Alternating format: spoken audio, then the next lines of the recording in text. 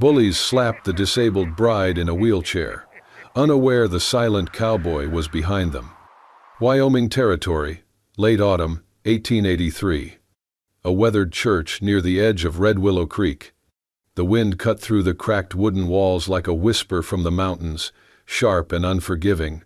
Wildflowers, hastily woven into garlands, trembled on the ends of pews. The air was thick with the scent of old pine and dried lavender, soft, almost reverent. Down the aisle, there was no music, no procession, just the sound of wooden wheels creaking across dusty floorboards. She sat upright in her chair, despite the weight of the moment pressing on her bones. A white dress, once cherished, now dulled by time. A small forest crown tilted on her auburn curls, a little off-center, like she knew she did not belong in this fantasy, but had come anyway.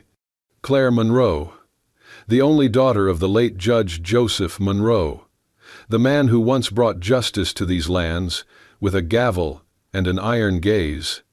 Since his death, the vultures had circled. The town had changed, but Claire remained, crippled, stubborn, and unyielding. She had wheeled herself here, alone. No family, no priest, no groom. Only a notarized letter folded inside her palm, declaring a marriage contract between her and Luke Harper, the silent cowboy who worked the land beside hers. This was not romance, this was survival. Still, she wore the dress, because today she did not ask permission to exist. Today she declared her right to stand, to love, to own what her father died protecting. From the back pews came a snort, then laughter. 3 men swaggered inside, the sunlight framing their silhouettes in gold dust. At the center was Ray Tucker, the town's newly elected mayor, flanked by 2 dust-covered brutes in cattleman hats. Ray scoffed, stepping forward, his boots echoing. "Well, I'll be damned," he said with a sneer. "What is this? A wedding? You marrying a ghost, sweetheart?" Claire turned her head.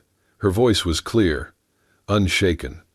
"I'm doing what men like you never could, holding on to land without selling my soul." The laughter stopped. Ray's grin faltered. One of the men stepped forward, greasy hair, scar across his lip. He yanked a lock of Claire's hair between his fingers. "What did you say, cripple?" Claire winced, but did not back down. She met his eyes, jaw tight.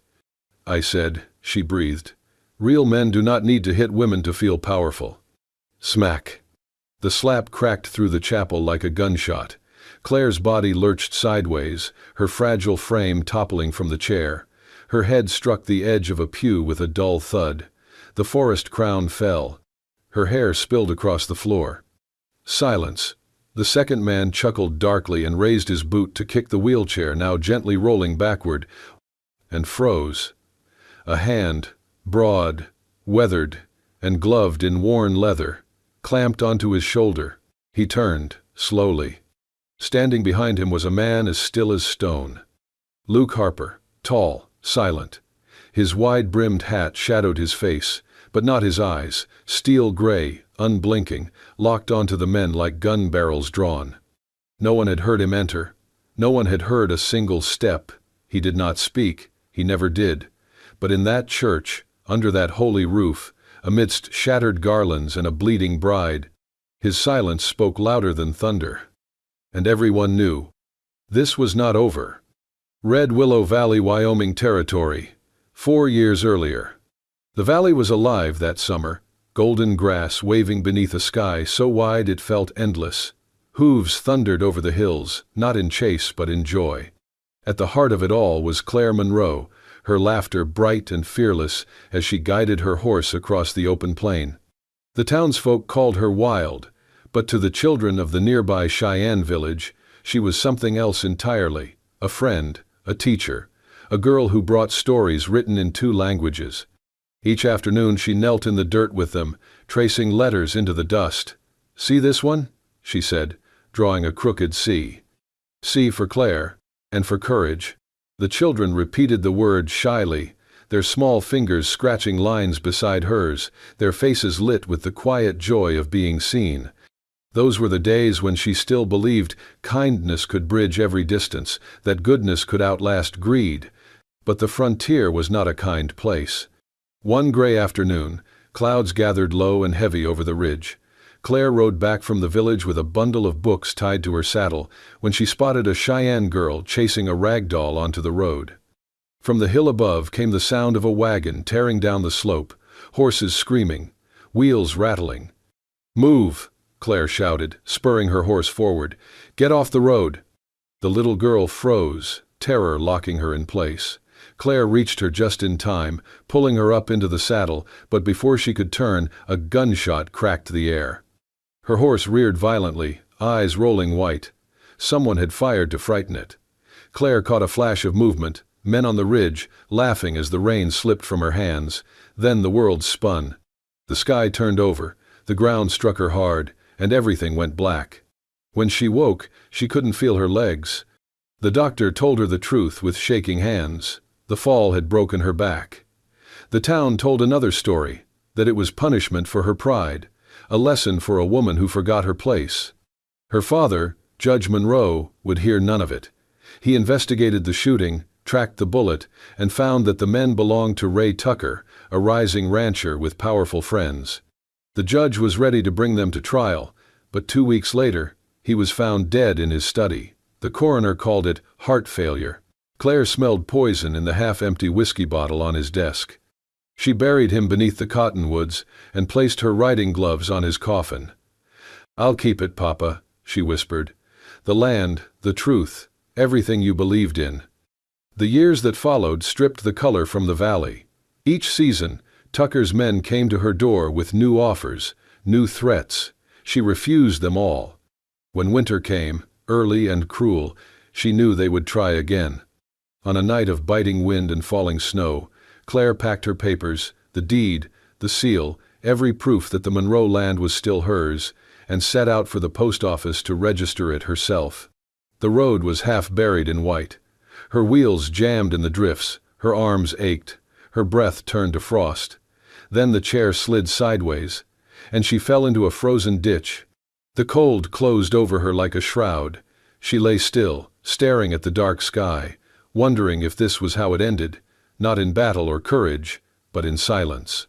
Then, through the blur of snow, a shadow moved. He came without a sound, tall and steady against the wind. Luke Harper, the quiet man from the neighboring ranch. He lifted her from the ditch, his coat stiff with frost, and carried her through the storm. She felt the rhythm of his heart against her shoulder, steady as a drumbeat. Inside the cabin, he set her down near the fire, hung her soaked cloak to dry, and turned to leave. "Wait," she said, her voice trembling. He stopped. "You never speak," she whispered, her eyes shining with tears. "But you listen. You hear me more than this whole town ever did." Luke met her gaze, his eyes gray and clear, the kind of eyes that said everything words could not. He nodded once, slowly, then stepped back into the storm. The door closed behind him, but the warmth he left behind lingered long after the wind died. And that night, for the first time since the fall, Claire Monroe felt the quiet stir of something she thought she had lost: hope.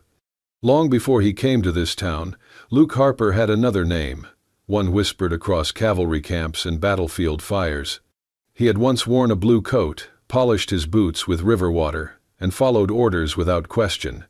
At the Battle of Little Bighorn, he was among the few who survived. Not because he was lucky, because he knew when to stop shooting. A bullet ripped through his throat that day. It took his voice, but gave him something else, a silence that listened, and a gaze that never flinched. After the war, he drifted west, never said where he came from, never stayed long, until he found a stretch of land near Claire Monroe's. There he built a small shack with his own hands, chopped his own firewood, and worked from dawn until his muscles burned. The townsfolk called him the mute cowboy, but they said it with less ridicule now. There was something in the way he moved, slow, sure, precise, that made men speak softer in his presence. Women glanced twice, children watched from behind fences. He never raised his hand, he never raised his voice. he simply was. On rainy days, Luke stood in the fields, coat soaked, staring out toward the distant mountain line. Some believed he was remembering the war. Others thought he waited for something to return. Only Claire ever saw the truth. He was making sure the mountain stayed where it was, as if the world might shift if he ever stopped watching. She noticed the way he fixed things. Not loudly, not with pride. One morning, she woke to find her wheelchair moving smoother than before. The wheels no longer jammed, the brakes clicked quietly instead of shrieking. And on the wooden grips, tucked under the worn leather, were two small feathers, soft, white, and delicate. Hawk feathers. Claire traced them with trembling fingers. She understood the message. You can still fly, even if your wings have changed. She never asked him about it. He never mentioned it.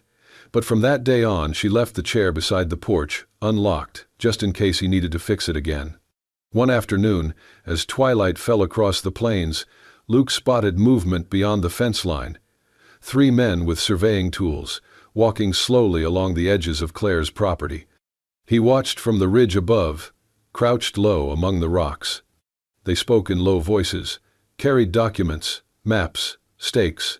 One of them laughed when they pointed to the creek that split the Monroe land in two. Gold. They were not there to buy, they were there to take. Luke followed them back to town, memorizing their faces. He could have gone to the sheriff, but he had learned long ago that some truths are better carried in silence until the time is right. That night, he returned to his cabin and sat by the window, sharpening his knife by lamplight. Not because he planned to use it, but because a blade, like a man, should never grow dull while good people sleep. He watched Claire's cabin across the field.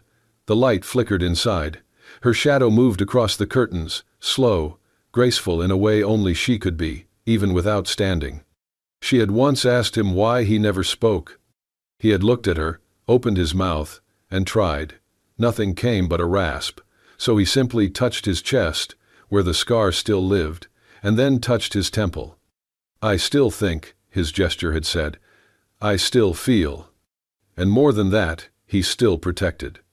Even now, as the valley darkened and danger crept closer, Luke Harper stood watch, not just over the land, but over the woman who had never once looked at him with pity. The idea was first brought to Claire by an aging lawyer with hands too shaky to lift a coffee cup. He leaned across her kitchen table, voice low, as if the walls might eavesdrop. If you marry, he said, the land becomes even harder to contest, especially if your husband is a local man with no ties to the mining company. Claire stared into her tea for a long time. Marriage was never part of the future she had reimagined for herself.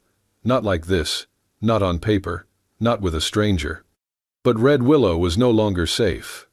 The courts were bending, the surveyors were closing in, and she had no time left for pride.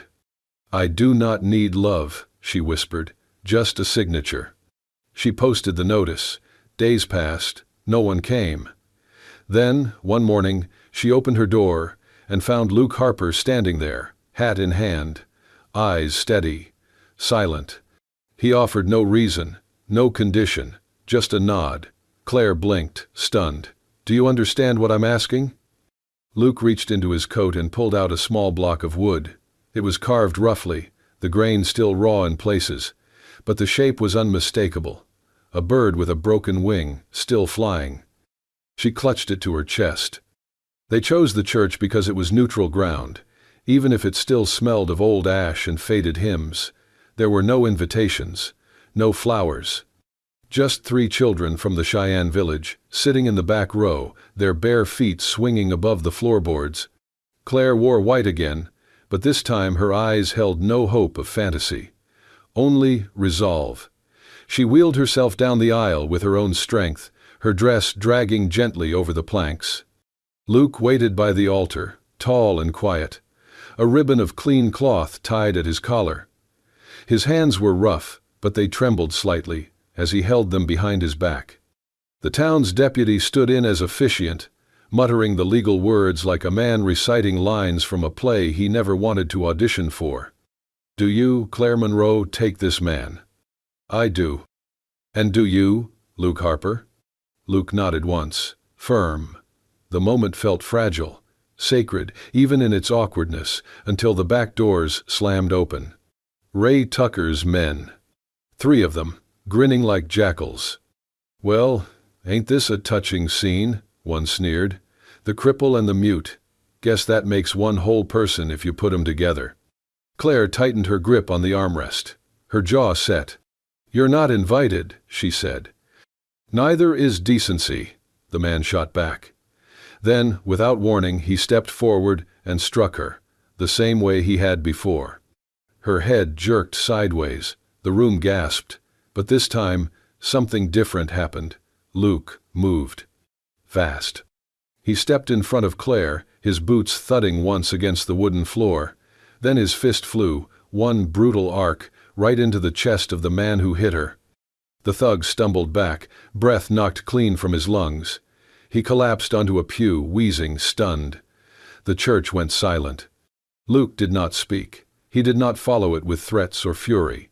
He simply stood there, shoulders squared, one hand flexing and unshaking at his side. No one else moved. Even the deputy froze mid-sentence. Claire, still seated, looked up at him through the hair that had fallen into her eyes. "Thank you," she whispered, voice ragged.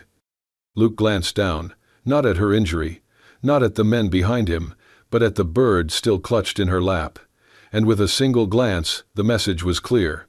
He had not married her to protect the land. He had married her to protect her. The days after the wedding settled into something quiet, uncertain. There was no honeymoon, no laughter under lantern light, no whispered promises in the dark. Only a shared roof, and the kind of silence that had to be learned before it could be trusted. Claire slept in the same bed she always had. Luke took the cot near the hearth. He rose early, worked the land, fixed what broke, and came home without fanfare. He never crossed a line, never asked for more than what their arrangement required. And yet, something stirred beneath the surface. Claire began to write letters, not for sending, just for sharing. Each night, before she extinguished the lamp, she folded a page, sometimes 2, and slipped them under the edge of Luke's pillow. He never acknowledged them aloud, but he always read them. She knew, because the pages disappeared by morning, and sometimes the words she had written found their way into the shape of something new. In her first letter, she wrote about the creek she used to wade in as a girl, before her legs betrayed her. In the second, she described a recurring dream where she stood on a cliff and screamed her name into the wind. In the third, she told him about the first time she saw him, months before they ever spoke, how he stood under a rainstorm without moving, like the sky owed him something. Luke never replied in ink. He replied in wood. A week after her 5th letter, Claire found a small carving resting on her windowsill. A tree, bent in the wind, its roots wrapped tight around a boulder. She smiled and traced the grain with her fingertips. The next gift came 3 days later. A bird's nest, empty, but warm-looking, cupped gently in the shape of 2 hands. But it was the third carving that broke her. She found it one morning near the stove, set carefully beside her teacup. It was her. Not as she was now, but as she had once dreamed herself to be, standing on a cliff's edge, arms outstretched, hair caught in the wind. Her legs were whole, her back straight. But it was the expression on the figure's face that undid her. Peace, freedom, joy. Claire pressed the carving to her chest and wept. Later that night, as Luke sat sharpening tools by firelight, she wheeled herself closer, the carving still in her lap. "Is this how you see me?" she asked softly. Luke did not look up right away. He simply nodded. Her voice trembled. "You think I can still stand?" He turned then, slowly. His eyes met hers, and in them was no pity, only something deeper, recognition, faith. Claire reached out and took his hand. It was rough, calloused, but warm. She brought it gently to her chest, resting it just over her heart. "If this still beats," she whispered, "then I can still love." Luke didn't move, didn't flinch. His fingers curled slightly, holding her there, not possessive, not urgent, just present, just real. No vows, no declarations, just breath. And silence.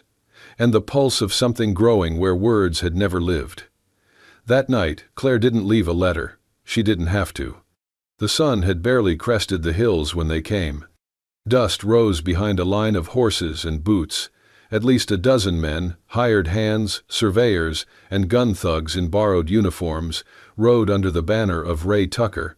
He led them himself, his black coat snapping in the wind like a crow's wing, a rolled deed in one hand, and a smug grin carved into his face. They stopped just short of the split-rail fence that marked the edge of Claire's land. The soil there had seen years of struggle, of wheat barely coaxed from the earth, of footsteps stubbornly returning day after day. Tucker raised his voice, loud enough for the whole valley to hear. "This land is no longer yours, Claire Monroe. Your marriage is a sham, your papers a joke, and your crippled pride won't stand up in court." Claire wheeled herself forward, back straight, lips pressed into a calm defiance.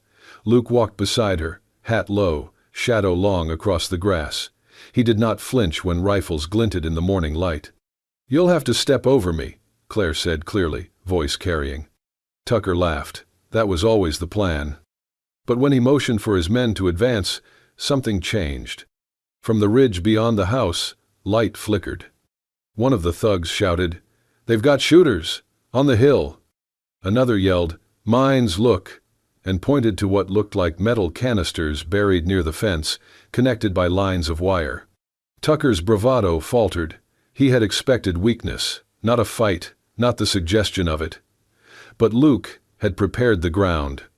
The mines were dummies, cooking pots and scrap metal wrapped in oil-soaked cloth. The snipers were only panes of mirror hidden among the rocks, reflecting sunlight in sharp, flashing bursts. Even the footprints near the fence had been made with carved wooden soles tied to strings, suggesting more defenders than truly existed. It was smoke and shadow.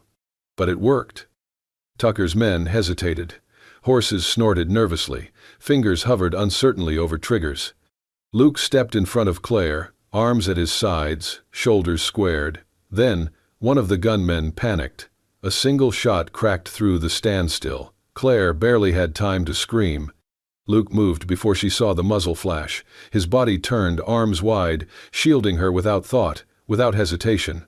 The bullet slammed into his shoulder, throwing him to the ground. Claire let out a strangled cry, wheeling toward him, dropping to the earth beside his fallen frame. Blood soaked through his shirt, dark and sudden. "Luke!" she shouted, voice cracking. "Luke, no! Look at me!" He blinked slowly, eyes dazed. "Stay with me, damn it, stay with me." Her hands fumbled over the wound, pressing, shaking. The others had scattered, Tucker among them, fleeing in the confusion. But Claire didn't see, didn't care. Her voice broke open with a sob that came from years buried beneath silence. "Do not leave me, not now. She stopped, her breath caught. "I never got to say it," she whispered, forehead pressed to his. "I never told you." Luke's lips moved, no sound came, but his hand reached for hers, trembling but firm. He held on, and she held back, like her grip alone could keep his soul inside his body. In that moment, the battlefield went quiet. Not because the fight was over, but because the only thing that mattered was whether love could still survive the shot. The cabin was still. Outside, the wind scraped against the window panes, carrying with it the weight of early winter, a cold that did not howl, but whispered, creeping in slow and sure like memory. Snow clung to the windowsills, thickening hour by hour, muffling the world in a heavy frozen hush. Inside, time had collapsed into a quiet rhythm, the slow drip of melted snow from boots left by the fire, the occasional hiss of wood cracking in the stove, and the uneven breath of a man clinging to life. Luke had not opened his eyes in 3 days. Claire barely left his side. She moved between the bed and the stove like a ghost bound to both hope and helplessness, her fingers raw from wringing cloth and stoking heat. She boiled herbs passed down from old hands, Cheyenne leaves, wild mint, strips of pine bark, anything to keep the fever at bay. She whispered prayers she had not spoken since childhood, not for miracles, just for one more day, one more breath, One more chance to tell him everything she had never dared to say aloud. His shoulder was wrapped tight in bandages she changed by instinct now. The wound was clean, but infection loomed like a wolf on the tree line, waiting, pacing, patient. She slept in fits, slumped beside him with her hand resting lightly on his chest, counting every fragile rise and fall like it was the last. And when she could not sleep, she read. Not from books, from her heart. Her letters. One by one, she unfolded the pages he had once held. Some were smudged with soot, others with tears. Her hands trembled as she opened them, her voice cracked like winter bark, but still, she read. She read about her mother's lullabies, about falling off a horse at 10 and getting back on, even with a bloody nose. She read about her fear of being forgotten, of becoming invisible in a world that measured worth by strength and sound. And she read about him. How his silence had once unnerved her. How it had grown into the only place she ever felt safe. How he listened, not with ears, but with presence, with stillness that made her feel seen in ways no words ever had. She held up the carving of the broken-winged bird, its wooden feathers worn smooth by time and fingertips. "Do you remember this?" she asked softly. "I used to think you were telling me to keep fighting, but now I think you were telling me I was already flying, just in a different way." Luke did not stir. His chest rose and fell, shallow, slow. She reached forward and laid her hand gently against his cheek. His skin was warm, barely, but warm. "I do not need a warrior, Luke," she whispered, leaning closer. "I just need you." The fire crackled, the cabin sighed. And then, in the gray hour before dawn, something shifted. His fingers twitched. Claire jolted upright. "Luke?" His eyelids fluttered, struggled, then opened, heavy, dazed, but aware. Her breath caught in her throat. The world narrowed to that one pair of eyes, and the tears came before she could stop them. She cupped his face with both hands, pressed her lips to his brow, her sob muffled against his shoulder. "You came back," she whispered, shaking. "You stubborn, silent, beautiful fool. You came back." Luke blinked, slowly. His lips parted. At first nothing came, just a dry rasp, the strain of a voice unused. Then, a sound, cracked, raw, barely audible. "Claire," he swallowed. "You." His hand rose, weak but sure, and touched her cheek, like anchoring himself to the only thing that mattered in the waking world. Claire gasped. Her body shook with relief, with something more. She leaned forward, and for the first time since their names were joined beneath broken vows and silent promises, she kissed him. Not out of duty, not out of fear, out of love. Their foreheads rested together, her fingers laced with his. "You don't have to say anything else," she murmured, her smile breaking through tears. "I've been hearing you for a long time now." The courthouse was quiet when the verdict came.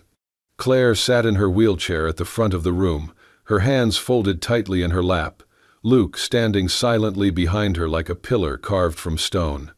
Across the aisle, Ray Tucker sat with his arms crossed, jaw clenched tight enough to crack teeth. But the evidence had spoken louder than his threats ever could. The forged maps, the surveyor's bribes, the falsified land records, all exposed, thanks to the documents Luke had recovered and handed to Claire's lawyer in silence, one by one. The judge's voice rang clear. "The Monroe land remains with its rightful heir. All prior claims are void, and as of today, Mayor Ray Tucker is hereby removed from office, pending investigation." No one cheered, but the stillness in the room felt like thunder. As Claire rolled out of the courthouse, the townsfolk parted, not from pity this time, but respect. Some nodded, some simply watched. And one small boy, no older than 8, the same one who once mimicked her limp and laughed, stepped forward, eyes low. "I'm sorry, Miss Claire," he said. "I was wrong." She placed a gentle hand on his shoulder. "Then you've already made it right," she answered. That spring, the valley bloomed in a way it had not for years. Claire and Luke planted together, worked side by side, He tilled the soil while she read poetry to the wind. On Sundays, they taught a group of children, white, Cheyenne, and orphaned alike, how to read, how to carve, how to listen. Luke whittled animals and birds out of wood, leaving them on porches when no one was looking. Claire wrote the names of each in both English and Cheyenne, wrapping them in cloth and twine. They gave them away freely, because some things, they agreed, were not meant to be sold. One day, without telling her, Luke began carving something larger. It took weeks. He worked by firelight, under stars, in the hush of dawn. Claire never asked what it was. She trusted the quiet between them.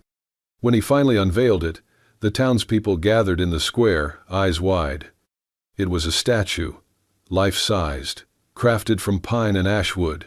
A woman, not seated, but standing, her arms open to the sky, hair blowing in a wind that the sculpture somehow captured. It was Claire, not the Claire who had once fallen, but the Claire who had refused to stay down. There was no plaque, no inscription, just a single feather, carved at her feet. The people called it, "The Girl Who Stood." Some cried. Some simply stood beside it, hand over heart. But from that day forward, no one looked at Claire Monroe the same way again. Years later, when the land was peaceful, and the worst had faded into memory, Claire wrote a letter. She never said who it was for, but she left it in the statue's base, tucked inside a small box. It read, "I no longer run, I no longer leap, but I have learned to love with all that I am, and that love does not need legs to stand, does not need words to be heard. It only needs one soul brave enough to see you, even when the world has already turned away." She signed it simply, Claire Monroe Harper. Thank you for writing with us through this unforgettable journey of love, silence, and strength in the heart of the Wild West. If Claire and Luke's story touched something deep inside you, if their courage, their quiet devotion, and their unspoken bond made you feel something real, then don't let this be the end. Hit that like button to show your love for stories that rise from dust and defy the odds. Subscribe to Wild West Love Stories for more tales of forbidden romance, fierce loyalty, and the kind of love that speaks even when no words are said. And tell us in the comments, what would you say to someone who loved you without ever needing to speak? Where bullets missed, but hearts didn't. This is Wild West Love Stories. Until next time, keep your heart wild and your love legendary.